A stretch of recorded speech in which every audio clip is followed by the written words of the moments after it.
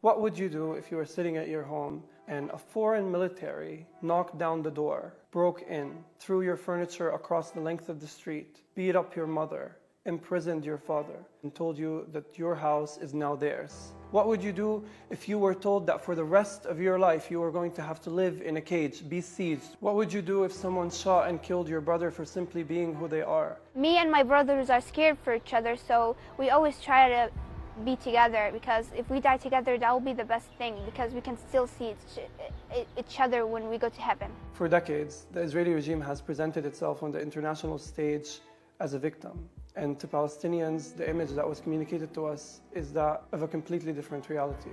The Israeli regime does not waste an opportunity to intimidate us, to instill fear within us. There is this strong man image, not only to intimidate us, but to reassure the Israeli society, who frankly needs our suffering in order to feel safe, needs images of our misery, of our bloodied and bruised young people to feel safe. Growing up Palestinian in occupied Jerusalem, it feels like you have a police officer in your bed and a police officer on your couch and a police officer in your kitchen. There is so much surveillance of every aspect of your life, be it your social life, your political thought, your activities at school, your activities on the street.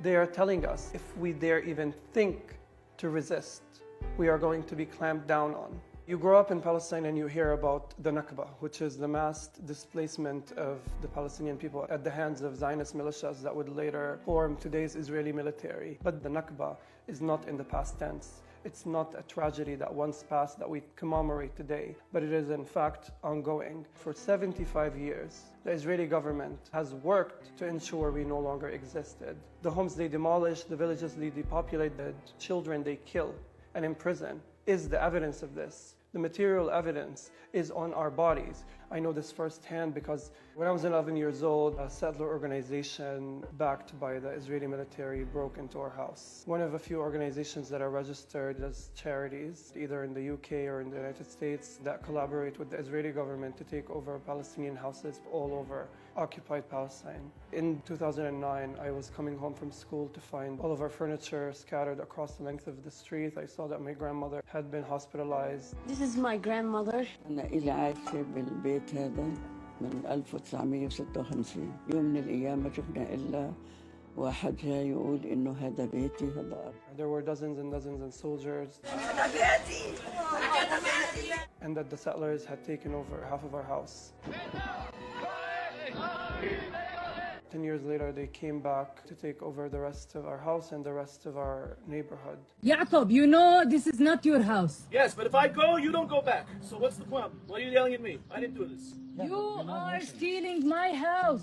And if I don't steal it, someone else is going to steal it. It's quite an absurd situation to find yourself in, right? American or British nationals who are often fleeing fraud charges or sexual abuse charges who come to occupy Jerusalem to squat in our houses as if they are theirs by divine decree, as if God is some kind of real estate agent. There's only one sovereign body here. There's only one people that have a connection to this land. There is no such thing as a Palestinian people, no such thing as a Palestinian state, and there's no such thing as any sovereignty by anyone except the Jewish people here. Living on the brink of displacement almost distorts your sense of time. Your entire perception of the world and your reality becomes wrapped up in these court hearings and in these settler campaigns and these harassments and these police raids. And it's not just the psychological and emotional damage, it's the financial damages, it's the loss of time, it's living your entire life without having any agency almost. My whole childhood revolved around going to the court hearings and having my father come back from the court hearings and thinking when they would finally come and take over the house,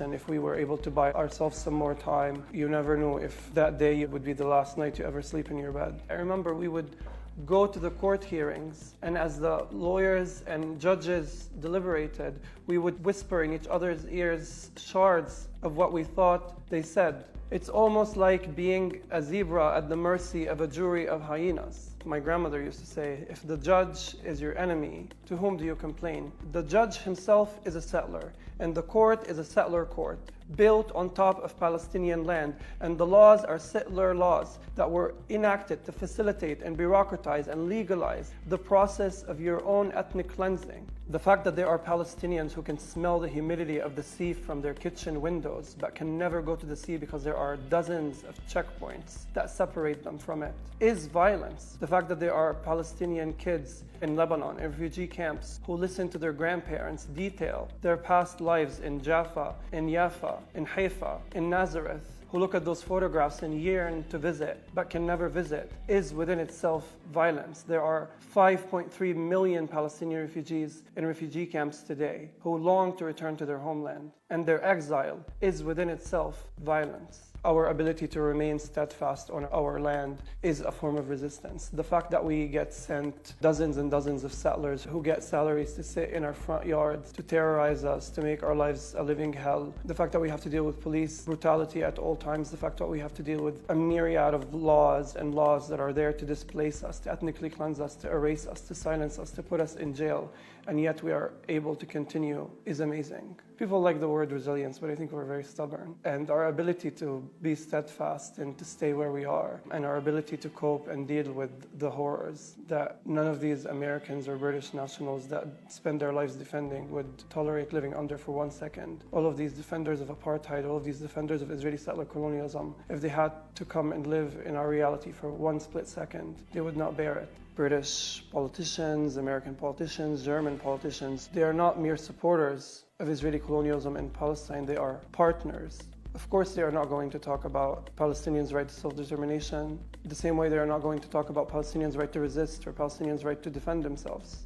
It's the same reason why they see no issue in talking about a nuclear state's right to defend itself from an unarmed population, as though that makes any sense. It is absurd that the world today has been duped to believe that one of the most lethal armies in the world, one of the most highly funded armies in the world, a nuclear state, is somehow defending itself against a population of refugees that are kept in an open-air prison, that are kept surrounded by a 9-meter-high concrete wall that swallows their land and tears their families apart.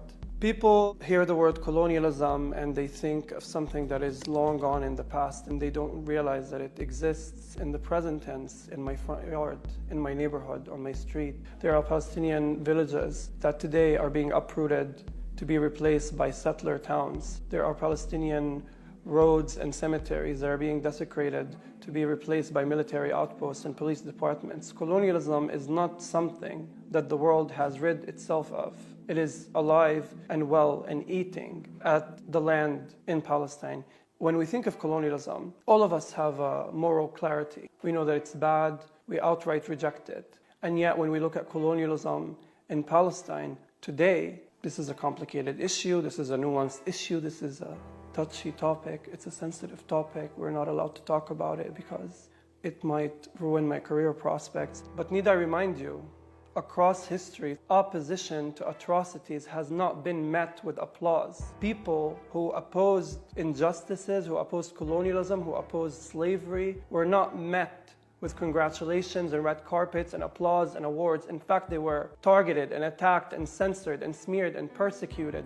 It is not easy to be on the right side of history. It takes courage. Ignorance is not the problem, it is inaction. Everything I've said here today has been said by hundreds, if not thousands, if not hundreds of thousands of Palestinians before me. And it is about time that something is done about the 75 years of Israeli settler colonialism in our lands. It is about time that we move on from trying to debate something so clearly indefensible and try to create some justice for the Palestinians that are living today. It has gone on for too long, and we deserve this justice within our lifetime. It's easy to look at people like Martin Luther King, Rosa Parks, Nelson Mandela, and think of them as courageous icons who must be respected. What is difficult is looking at an injustice as it happens in real time and deciding that you want to take a moral stance, that you want to be on the right side of history. Those of you watching this today have a chance to be on the right side of history. But the question is,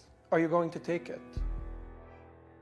It's time for us to center Palestinian voices instead of completely coddling and uplifting the voices of Israeli politicians. Palestinians who live under occupation day in and day out have all of the analysis and the insight necessary. It's time for journalists to start doing their jobs by centering Palestinian voices instead of being stenographers and state secretaries for the Israeli regime.